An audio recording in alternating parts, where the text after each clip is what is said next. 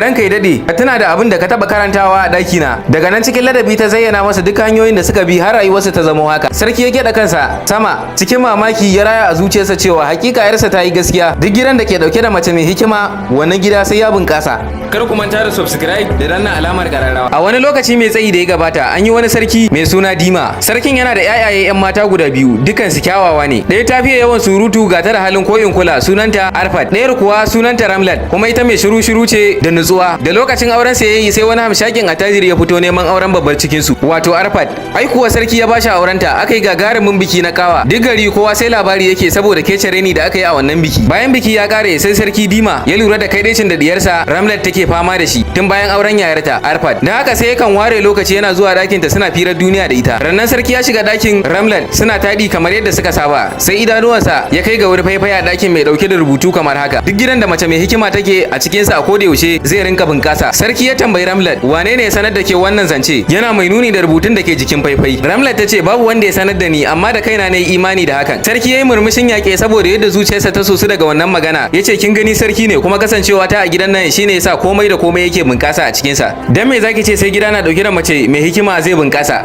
Ramlat ta ce baban magana ta fa haka take. Bunkasar gidan nan ta dogara ne daga hikimar mahaifiyarmu. Sarki ya fusata ya daka mata tsawa yana muzurai. Yace san ba haka wannan magana take ba. Amma Ramlat ta dage kai da fata cewar hikimar mahaifiyarsa a wannan gida ne sanadin habaka da albarkar gidan baki daya. A ƙarshe sarki ya tashi ya fice daga dakin yana tunanin hanyar da zai larabtar da wannan diya tasa har ta gane cewa ta yi laifi. Akan haka ya kudirce cewa shine zai lalubo mata kaskantaccen mutum mai hada ta aure da shi. Cikin wannan mako sarki Dima ya lalubo wani mutum mai sana'ar saran itatuwa da faskarawa mai suna Nandu. Ya ce masa kai Nandu zan aura maka diyata Ramlat. Nandu ya ce wa sarki ranka ya dade shi fa talaka ne. Samsam ba zai iya daukar dawainiyar rayuwar cin daɗi ba. Da diyarka za ta iya bukata daga gare ni, don haka ba zan iya ba. Sarki Dima ya ce ai kuwa zabi bi gare ka, ko dai ka auri Ramlat ko kuma na sa a datse min kanka. Ba shiru Nandu ya ce ya yarda da wannan aure duk da irin dagewar da waziran sarki gami da iyalansa suka yi akan hana wannan aure, amma ya kafe sai da aka yi. Ramlat kuwa ba ta taba daga kanta akan lamarin ba. Aka yi biki babu armashi, ta tafi tarewa a wani rubabban gida da mijinta Nandu ke rayuwa a ciki nesa da gari. A kullum da garin Allah ya waye Nandu zai dauki gatarin sai tafi daji sana'arsa ta saran itace. A can ne zai wuni, sai da marace zai siyo kayan abinci da dan abin da ya samo, sannan ya kado kansa gida abinsa. Ita kuwa matarsa ta sarrafa abin da ya kawo din zuwa abinci. Sai Ramlat ta lura da cewa tana wuni ba ta aikin komai a gida har sai mijinta ya kawo kayan abinci da yamma take aiki. Dan haka ranan sai ta shaida masa cewar ina ganin daga yau ka rinka raba kudinka da kake samowa zuwa gida uku. Kashi biyu ka siyo mana abinci wanda za mu ci so biyu a rana. Kashi ɗayan kuwa mu rinka tara shi idan yayi yawa sai mu karo sabon gatari, ina so na rinka binka daji aiki. Abin da ya faru kenan babu jimawa. Kudin siyan gatari ya taru. Suka siya suna zuwa daji saro itace tare. Ya zamana kudin da suke samu a wannan aiki da wanda suke ajewa tari duk sun karu. Jimawa kaɗan kuma sai Ramlat ta sake samun wata dabarar. Ta sanar da mijinta cewar ta lura da cewar makwabciyarsu na da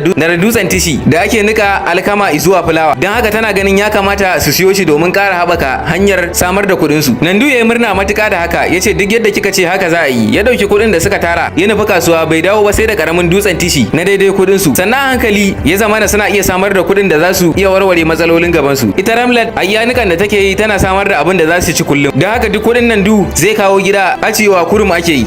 Daga baya sai Nandu ya ware fili a gidan, ya zamana kullum itacen yake kawowa ya ajiye ba tare da ya siyar ba. Rannan aka yi sa a lokacin ana fama da mukumukun sanyi, sai wani sarki ya zo shigewa ta wannan ƙasa da jama'arsa. Ya sauka wani daji nesa da gari, sannan ya umarci barorinsa su ba zama nemo itacen da za a hura wuta don jin dumi. Ko da isowar barorin cikin gari sai suka yi kicibis da gidan Nandu mai dauke da tarin itace, sai kuwa suka nuna buƙatar su ga wannan itace. Nandu ya siyar da shi baki daya gare su. Ai ko ya samu riba mai yawa daga wannan ciniki. A wannan lokaci karka so ga murna gurin Ramlat da Nandu. Rannan kuma Nandu yana saran itace sai ya zo kan wata bishiya mai kyau, ganyenta ya layala, itacen jikinta kuwa sala-sala ne. Da ya komo gida sai yake nuna matarsa kalar itacen da ya samu a wannan ranar. Sai ta cika da murna ta ce mai gida wannan itacen sandalle mai daraja. Ai kuwa ya kamata ka kokarta ka samu irinsu da yawa ka girke a gidan nan.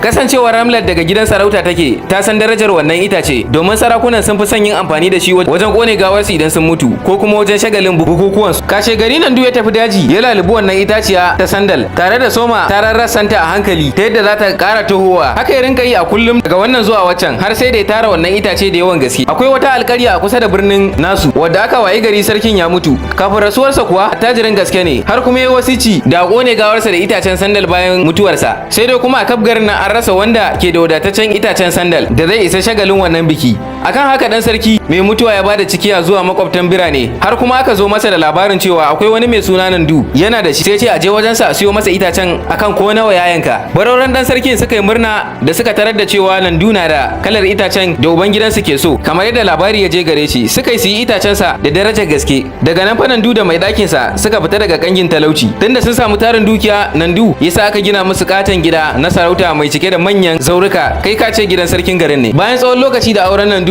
da Ramlat, mahaifinta sarki Dima ya cika da tausayin yar tasa, har ya soma da na sanin hukuncin da ya dauka a kanta. Rannan sai yanke shawarar ya kai ziyara a gare su duka domin ganin halin da suke ciki. Bayan ya gama shirya kyaututtukan da zai kai musu, sai ya tashi tare da barorinsa kai tsaye nufi gidan babbar diyarsa. Arfad yana daukin ganinta, a zuciyarsa yana rayawa cewar tabbas tana cikin farin ciki. Ya ce diyata Arfad ya yake? Sarki Dima ya fada wa yarsa. Arfad ta rugo da murna ta gaishe da mahaifinta, sannan ta gabatar masa da yayayenta waɗanda ta ce kiriniya ta yi musu yawa ko makaranta ma ba sa zuwa. Sarki ya kadu da yadda ya ga wannan gida duk a hargitse, ga yara duk babu nutsuwa, sannan barori biyu ne kadai suka rage a gidan, yayin da a farkon auren su gidan cike yake da masu hidima. Tabbas da alamu kare arziki ta gitta a wannan gida. Ai kuwa sarki ya zanta da diyar tasa, sai ya ce ya gane cewar ita ce silar durkushewar mai gidan nata, domin kullum cikin bukatar kashe kudade take. Ta gaza sauya rayuwa daga wadda ta saba a gidan sarauta zuwa gidan aure da ta samu kanta. Ran sarki ya ɓaci, ya fito daga gidan, ya ce gida zai koma domin shawarta abin yi. Yana isa kuma sai aka zo masa da katin gayyata, aka ce masa wani attajiri ne ya sabon gida yake gayyatarsa bikin tarewarsa domin neman albarkarsa. Da sarki ya isa gidan nan, sai yake ta mamakin girma da kasaitar mai gidan. Ya fito ya tarbe shi. Sarki mamakin yadda wannan bakon attajiri ya zo garinsa ya bunkasa ba tare da saninsa ba. Ana haka sai ga yarsa Ramla ta fito cikin kayan kawa, tana dauke da murmushi a fuskarta, tana mai marhaba lale ga mahaifinta, tana sannu da zuwa mai martaba mahaifina. Sarki ya cika da mamaki, ya tambaye ta diyata nan gidanki ne? Ta amsa masa da cewa kware kuwa, ta yaya haka za ta faru ji sarki. Ramla ta ce ranka ya dade, ka tuna da abin da ka taba karantawa a daki na. Daga nan cikin ladabi ta zayyana masa duk hanyoyin da suka bi har rayuwarsa ta zama haka. Sarki ya gyaɗa kansa sama cikin mamaki, ya raya a zuciyarsa cewa hakika yarsa ta yi gaskiya. Duk gidan da ke dauke da mace mai hikima, wannan gida sai ya bunkasa. Da fatan wannan labari ya kayatar da ku yi subscribe sannan ku danna alamar kararrawa ta yadda da zarar mun ɗora wasu shirye-shiryen za a sanar da ku nan take.